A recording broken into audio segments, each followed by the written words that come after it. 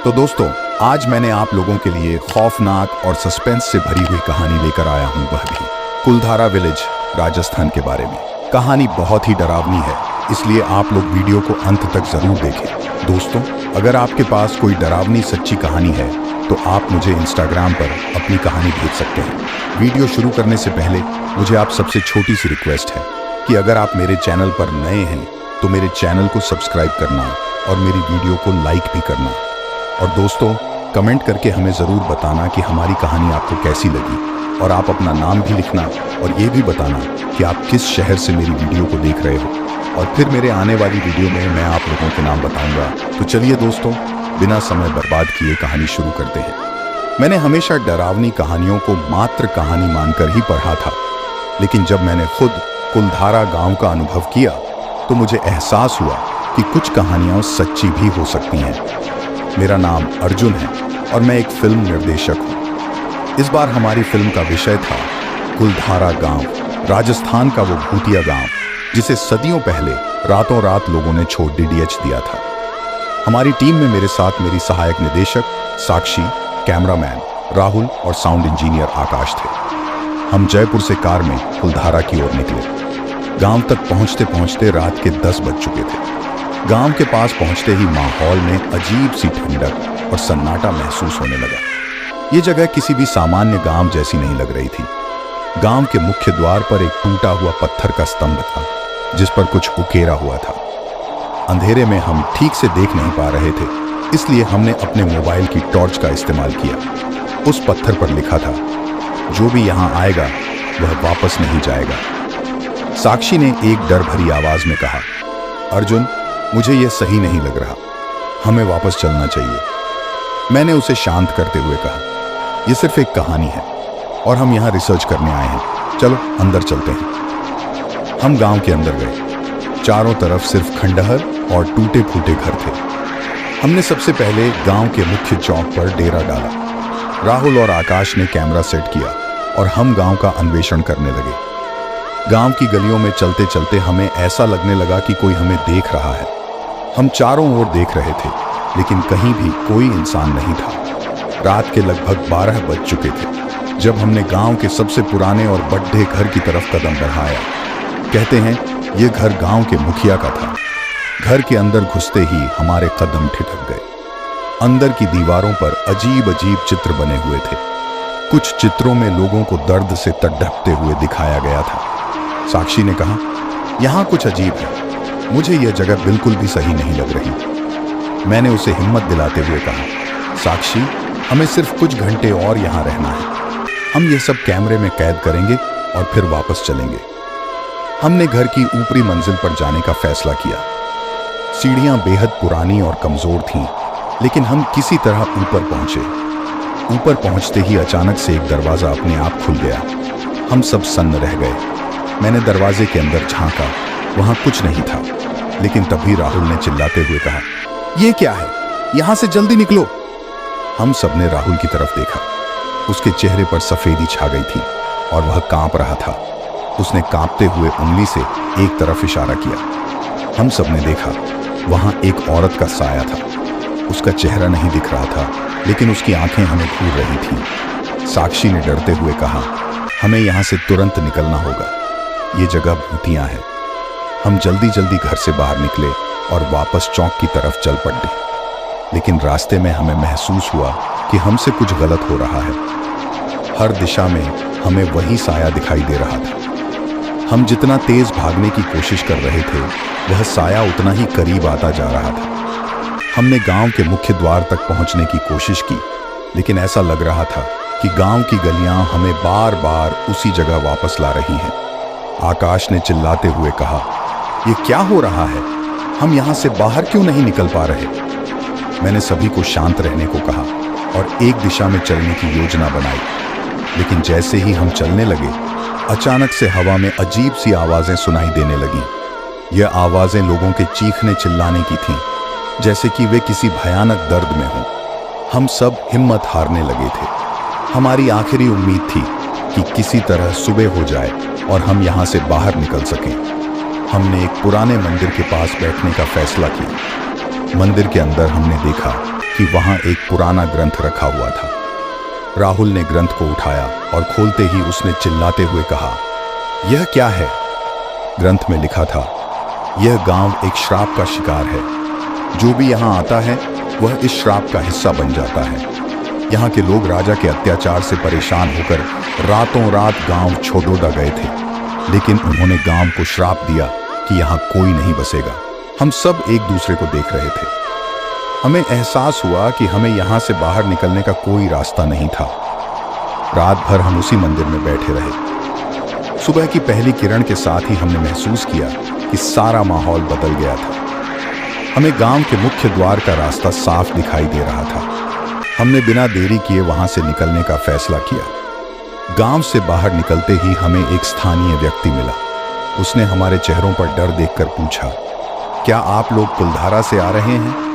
हमने हाँ में सिर हिलाया। उसने कहा, आप लोग भाग्यशाली हैं कि बचकर आ गए। कई लोग अंदर जाते हैं लेकिन वापस नहीं आते। ये सुनकर हमें एहसास हुआ कि हम सचमुच कितने करीब थे उस श्राप के चपेट में आने के। उस दिन के बाद मैंने कभी भी डरावनी कहानियों को मात्र कहानी नहीं समझा।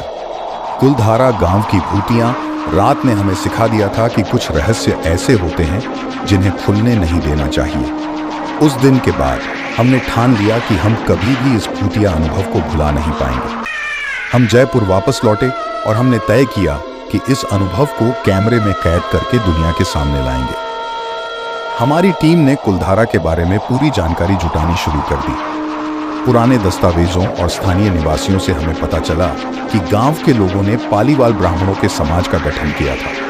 वे बहुत ही समृद्ध और उन्नत थे, लेकिन उनके ऊपर सलम सिंह नाम के एक अमीर जमींदार की बुरी नजर पड़ गई थी। सलम सिंह की बुरी नजर गांव की सबसे खूबसूरत लड़की पर थी और उसने उसे पाने के लिए किसी भी हद तक जाने का मन बना लिया था। गांव वालों ने उस अत्याचारी से बचने के लिए एक रात अचानक गांव को छोड़ने का निर्णय लिया, लेकिन जाते जाते उन्होंने गांव को श्राप दिया कि यहां कोई भी बस नहीं पाएगा। वे लोग कहां गए ये कोई नहीं जानता, लेकिन उनका श्राप आज भी इस गांव पर है। हमने इस जानकारी के आधार पर एक डॉक्यूमेंट्री फिल्म बनाई और उसे एक बड़े फिल्म महोत्सव में प्रस्तुत किया। हमारी फिल्म को काफी सराहना मिली, लेकिन इससे भी महत्वपूर्ण यह था कि कुलधारा की कहानी दुनिया के सामने आई, लेकिन कहानी यहां खत्म नहीं हुई। हमारे फिल्म की रिलीज के कुछ हफ्ते बाद हमारे साथ अजीब अजीब घटनाएं होने लगीं। साक्षी को रात में डरावने सपने आने लगे, जिनमें वह खुद को कुलधारा में फंसा हुआ पाती थी। राहुल ने अपने कैमरे में अजीब अजीब परछाइयां देखी जो उसने कभी शूट नहीं की थी। आकाश की तबीयत अचानक से खराब रहने लगी और डॉक्टर भी उसके मर्ज को समझ नहीं पा रहे थे। एक रात जब मैं अपने ऑफिस में अकेला बैठा था और फिल्म की सफलता के बारे में सोच रहा था, तभी मेरे टेबल पर रखा एक पुराना नक्शा अपने आप खुल गया। उस नक्शे पर कुलधारा का चित्र बना हुआ था और एक लाल निशान वहां दिख रहा था जहां हमने उस भूतिया औरत को देखा था। मुझे एहसास हुआ कि हम शायद किसी अदृश्य शक्ति के शिकार हो चुके हैं। मैंने तुरंत साक्षी, राहुल और आकाश को बुलाया और उन्हें यह बात बताई।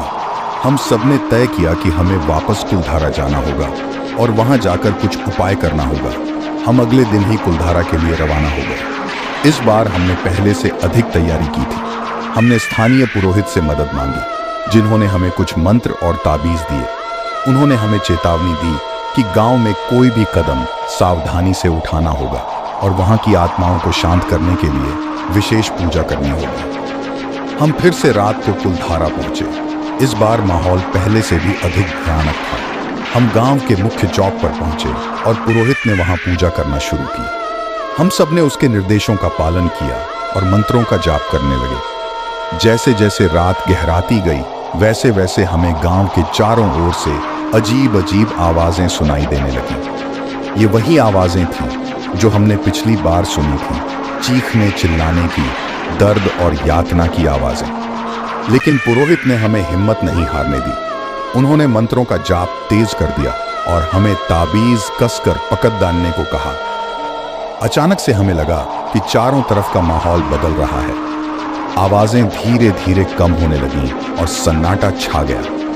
हमने देखा कि उस पुरानी औरत का साया धीरे धीरे हमारे सामने प्रकट हो रहा है। पुरोहित ने उसे शांत करने के लिए विशेष मंत्र पढ़े और उसकी आत्मा को मुक्ति दिलाने की प्रार्थना की। कुछ देर बाद वह साया धीरे धीरे गायब हो गया। हम सबने राहत की सांस ली। पुरोहित ने कहा कि हमने आत्माओं को शांत कर दिया है और अब हमें यहाँ से चले जाना चाहिए। हम गांव से बाहर निकले और फिर से जयपुर लौट आए। इस अनुभव ने हमें सिखाया कि कुछ रहस्य ऐसे होते हैं जिन्हें खुलने नहीं देना चाहिए।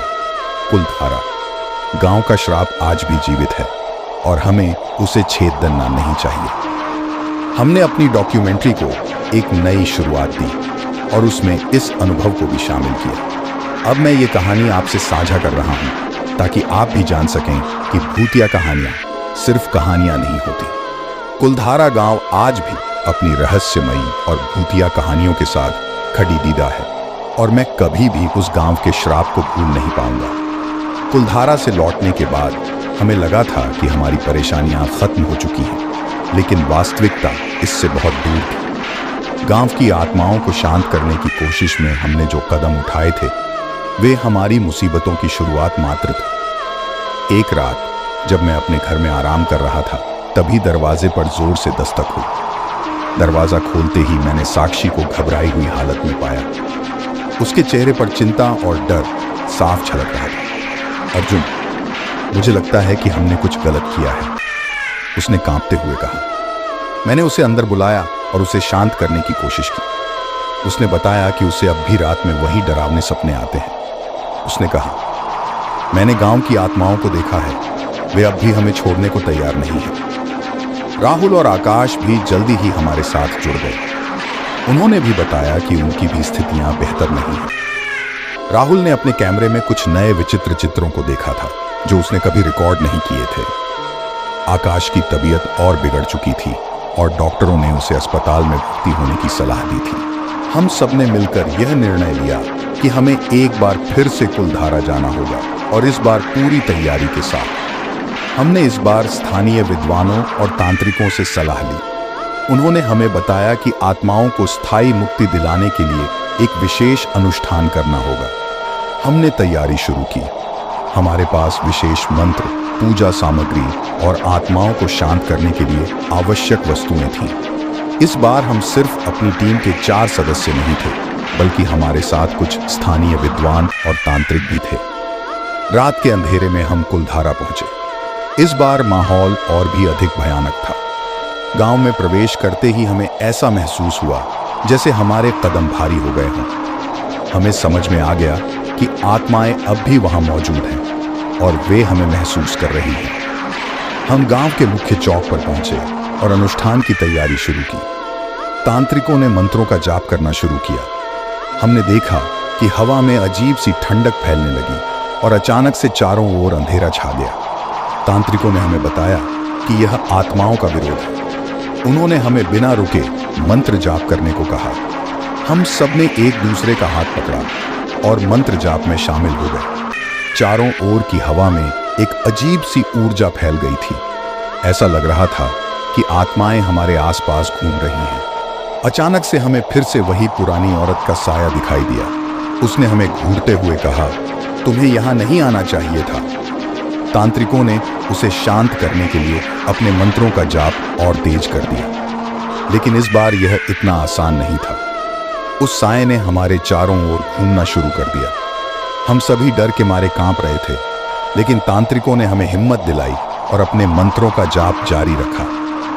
धीरे धीरे हमने देखा कि साये की शक्ति कम हो रही है। तांत्रिकों ने बताया कि आत्माओं को शांति मिलने लगी है। उन्होंने हमें बताया कि हमें एक विशेष पूजा करनी होगी जिसमें आत्माओं की मुक्ति के लिए प्रार्थना की जाएगी। हमने मंदिर के पास एक विशेष पूजा की तैयारी की। यह वही मंदिर था जहां हमने पहले तांत्रिक अनुष्ठान किया था। हम सभी ने मिलकर पूजा की और आत्माओं की मुक्ति के लिए प्रार्थना की। पूजा खत्म होते ही हमने देखा कि गांव में चारों ओर की ऊर्जा बदल गई थी। हवा में शांति थी और हमें ऐसा महसूस हुआ कि आत्माएं अब मुक्त हो चुकी हैं। तांत्रिकों ने हमें बताया कि हमने सफलतापूर्वक आत्माओं को शांति दिलाई है और अब हमें यहाँ से तुरंत निकल जाना चाहिए। हमने गांव से बाहर निकलते ही महसूस किया कि अब हमारे चारों ओर एक नई ऊर्जा थी। हम सब ने राहत की सांस ली और जयपुर वापस लौट आए। हमारी यह यात्रा भले ही खतरों से भरी थी, लेकिन इससे हमें यह सीखने को मिला कि हमें हमेशा रहस्यमयी शक्तियों का सम्मान करना चाहिए। कुलधारा का अनुभव हमें हमेशा याद रहेगा और हमने यह ठान लिया कि अब हम किसी भी रहस्यमयी जगह की खोज में नहीं जाएंगे। कुछ महीने बाद हमारे साथ अजीब घटनाएं बंद हो गईं और हम सबकी जिंदगी फिर से सामान्य हो गई। हमने अपने अनुभवों को एक किताब में भी दर्ज किया ताकि दुनिया जान सके कि कुलधारा का श्राप कितना सच्चा और भयानक है। हमारी फिल्म कुलधारा अभिशप्त गांव एक बड़ी सफलता बन गई और हमें कई पुरस्कार मिले, लेकिन हमारे लिए सबसे बड़ी जीत यह थी कि हमने उस श्रापित गांव की आत्माओं को शांति दिलाई। आज भी जब मैं अकेले में कुलधारा के बारे में सोचता हूं, तो मुझे वह पुरानी औरत और उसके श्राप की याद आती है। यह अनुभव मेरे दिलो दिमाग में हमेशा के लिए बस गया है। कुलधारा गांव की भूतिया कहानी अब मेरी अपनी कहानी बन चुकी है। मैं एक पत्रकार हूं और हमेशा नई कहानियों की तलाश में रहता हूं। एक दिन मुझे कुलधारा गांव के बारे में सुनने को मिला। राजस्थान के जैसलमेर के पास स्थित यह गांव अपनी रहस्यमयी और डरावनी कहानियों के लिए प्रसिद्ध है। कहते हैं कि इस गांव को एक ही रात में इसके सभी निवासियों ने छोड़ दिया था और तब से यह गांव वीरान पड़ा है। मैंने फैसला किया कि मैं इस गांव का दौरा करूंगा और इसके रहस्यों को उजागर करने की कोशिश करूंगा। जब मैं जैसलमेर पहुंचा तो वहां के लोगों ने मुझे कुलधारा के बारे में चेतावनी दी। उन्होंने बताया कि वहां जाने वाले कई लोग अजीब घटनाओं का शिकार हो चुके हैं, परंतु मैं अपने काम के प्रति समर्पित था और किसी भी कीमत पर इस रहस्य का पता लगाना चाहता था। मैंने अपनी गाड़ी निकाली और कुलधारा की ओर बढ़ चला। शाम का समय हो चला था और सूरज धीरे धीरे ढलने लगा था। रास्ते में सुनसान और डरावने पेड़ों की छांव में चलते हुए मुझे एक अजीब सी सिहरन महसूस हो रही थी। अंततः मैं कुलधारा पहुंचा। गांव में प्रवेश करते ही एक अजीब सी ठंडक और एक रहस्यमय माहौल ने मुझे घेर लिया। गांव के टूटे फूटे घर और वीरान गलियां एक अजीब सी खामोशी का परिचय दे रहे थे। मैंने अपने कैमरे और टॉर्च को निकाला और गांव की तस्वीरें लेने लगा। कुछ देर बाद मुझे एक पुराने मंदिर के पास एक घर दिखाई दिया। मैंने सोचा कि शायद यहां मुझे कुछ सुराग मिल सके। मैंने दरवाजा खोला और अंदर प्रवेश किया। अंदर का दृश्य भयावह था। दीवारों पर अजीब अजीब चित्र बने हुए थे और फर्श पर राख फैली हुई थी। मुझे एक कोने में एक पुरानी किताब पड़ी दिखाई दी। किताब को खोलते ही एक तेज हवा का झोंका आया और टॉर्च की रोशनी मंद पड़ गई। मैंने किताब को उठाया और पढ़ने लगा। उसमें कुलधारा के निवासियों के दर्द और पीड़ा की कहानी लिखी हुई थी। कहते हैं कि गांव के मुखिया की बेटी को एक क्रूर दीवान की नजरें लग गई थीं। जब गांव वालों ने इसका विरोध किया तो दीवान ने उन्हें प्रताड़ित करना शुरू कर दिया। अंत में सभी गांव वालों ने एक रात में गांव छोड़ने का फैसला किया और जाते जाते उन्होंने शाप दिया कि कोई भी यहां नहीं बस पाएगा। मैंने किताब को वहीं छोड़ दिया और बाहर निकलने का प्रयास किया। जैसे ही मैं बाहर निकला, मुझे एक अजीब सी आवाज सुनाई दी। ऐसा लगा मानो कोई मेरे पीछे पीछे आ रहा हो। मैंने मुड़कर देखा, पर वहां कोई नहीं था। मैं तेजी से चलने लगा, पर आवाजें तेज होती गई। अब मुझे यकीन हो चला था कि यहां कुछ न कुछ गलत है। मैंने दौड़ना शुरू किया और मेरी टॉर्च गिर गई। अंधेरे में मैं ठोकर खाकर गिर पड़ा। जब मैं उठा तो मैंने देखा कि गांव की सभी गलियों में एक अजीब सी रोशनी हो रही थी। ऐसा लगा मानो सभी घरों में लोग फिर से बस गए हों, परंतु ये रोशनी किसी मानव की नहीं थी। मैंने अपने चारों ओर देखा और देखा कि गांव के हर घर से धुएं की तरह आकृतियां निकल रही थीं। ये आकृतियां उन गांव वालों की थीं जिन्होंने इस गांव को छोड़ दिया था। वे सभी मेरी ओर बढ़ रही थीं। उनकी आंखों में दर्द और क्रोध का मिश्रण था। मैंने भागने की कोशिश की, परंतु मेरे पैर जैसे जम गए थे। तभी एक तेज आवाज आई, तुम यहां क्या कर रहे हो? तुम्हें यहां नहीं आना चाहिए था। मैंने देखा कि एक आकृति मेरे सामने खड़ी थी। वह गांव के मुखिया की आत्मा थी। उसने मुझे चेतावनी दी कि यदि मैं यहां से नहीं गया तो मेरी भी वही दशा होगी जो उन गांव वालों की हुई थी। मैंने अपनी सारी हिम्मत जुटाई और वहां से भाग निकला। गांव के बाहर आते ही मुझे फिर से वही सिहरन महसूस हुआ। मैंने अपनी गाड़ी में बैठकर तुरंत जैसलमेर की ओर रवाना हो गया। जब मैं जैसलमेर पहुंचा तो मैंने पीछे मुड़कर देखा। कुलधरा अब भी वैसे ही था, रहस्यमय और भयावह। मैंने इस अनुभव को कभी नहीं भुला पाया। आज भी जब मैं उस रात के बारे में सोचता हूँ तो मेरी रूह कांप जाती है। कुलधरा का रहस्य शायद कभी सुलझ न पाए, परंतु वह रात मेरे लिए एक भयावह याद बनकर रह गई। वापस जैसलमेर पहुंचने पर मैंने चैन की सांस ली, लेकिन मेरी नींद उड़ चुकी थी। कुलधरा में बीती रात की घटनाएं मेरे मन मस्तिष्क पर छाई हुई थी। मैंने तय किया कि इस घटना की पूरी सच्चाई का पता लगाकर ही चैन की सांस लूंगा। अगले दिन मैं स्थानीय लोगों से मिलने गया, खासकर उन बुजुर्गों से जो कुलधरा के बारे में अधिक जानते थे। वहां मुझे एक बूढ़े आदमी से मिलवाया गया जिनका नाम रामलाल था। उन्होंने कहा कि उनके पूर्वज कुलधरा के आसपास के इलाके में रहते थे और उन्होंने भी यह गांव छोड़ दिया था। रामलाल ने मुझे बताया कि दीवान सलीम सिंह की क्रूरता का सामना करने के बाद गांव वालों ने मिलकर एक अनुष्ठान किया था, जिसमें उन्होंने अपने गांव को शापित कर दिया था। यह शाप इतना शक्तिशाली था कि आज भी वहां कोई नहीं रह सकता। उन्होंने यह भी कहा कि कई लोग जिन्होंने गांव में रात बिताने की कोशिश की, या तो वे पागल हो गए या फिर उनका कोई अता पता नहीं चला। रामलाल की बातें सुनकर मेरा संकल्प और भी दृढ़ हो गया। मैंने सोचा कि मैं किसी तांत्रिक या विद्वान से मिलकर इस शाप के बारे में अधिक जान सकता हूँ। इसी खोज में मेरी मुलाकात एक स्थानीय विद्वान आचार्य देवदत्त से हुई। उन्होंने मुझे बताया कि इस प्रकार के शापित स्थानों को ठीक करने के लिए बहुत गहरी साधना और अनुष्ठान की आवश्यकता होती है। उन्होंने यह भी बताया कि यदि यह अनुष्ठान सही से नहीं किया गया तो शाप और भी शक्तिशाली हो सकता है। आचार्य देवदत्त ने मुझे 1 महीने की तैयारी और साधना करने को कहा, ताकि मैं उस स्थान की नकारात्मक ऊर्जा से सुरक्षित रह सकूं। मैंने उनकी बात मानी और उनकी देखरेख में साधना शुरू की। इस दौरान मैंने ध्यान, मंत्र जाप और योग के माध्यम से अपनी आत्मा को शक्तिशाली बनाया। 1 महीने बाद मैंने फिर से कुलधरा जाने का निर्णय लिया। इस बार मैं पूरी तरह से तैयार था, अपने साथ आवश्यक साधन और सुरक्षा के उपाय लेकर। रात होते ही मैंने गांव में प्रवेश किया और उस पुराने मंदिर के पास पहुंच गया। मैंने वहां पर अनुष्ठान शुरू किया जो आचार्य देवदत्त ने मुझे सिखाया था। जैसे जैसे मंत्रों का उच्चारण बढ़ता गया, वैसी वैसी गांव की अजीब घटनाएं भी बढ़ती गईं।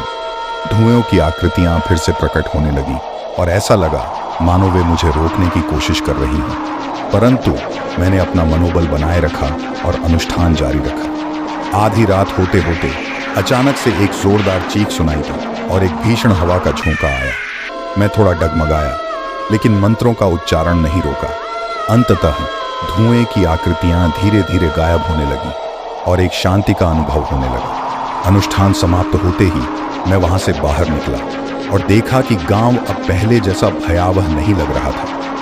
ऐसा लग रहा था मानो वहां की नकारात्मक ऊर्जा समाप्त हो गई हो। मैंने राहत की सांस ली और अपने काम को सफल मानकर वापस जैसलमेर की ओर रवाना हुआ।